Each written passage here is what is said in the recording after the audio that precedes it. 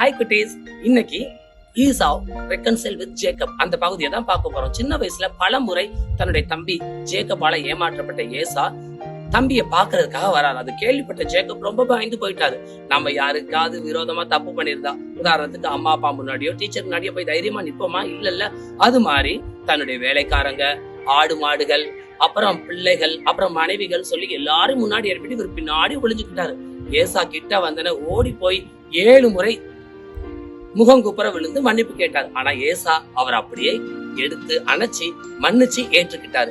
இததான் பேதுரு ஏசு கிறிஸ்துட்ட கேட்டாரு ஒரு தடவை, எனக்கு விரோதமா குற்றம் பண்ற என்னோட சகோதரனையும் நான் எத்தனை தடவை மன்னிக்கணும்? 7 முறையான்னு கேட்டார். ஏசு கிறிஸ்து 7 முறை அல்ல 70 முறை மன்னிக்க வேண்டும் சொன்னார். நாமளும் இந்த லெந்து காலத்துல நமக்கு விரோதமா குற்றம் பண்றவங்க, நம்மள மரியாதைக்கிறவங்க, நம்மளை ஏமாத்துறவங்களை 70 முறை மன்னிக்க ஆயத்தப்படுவோமா? God bless you. Have a good day.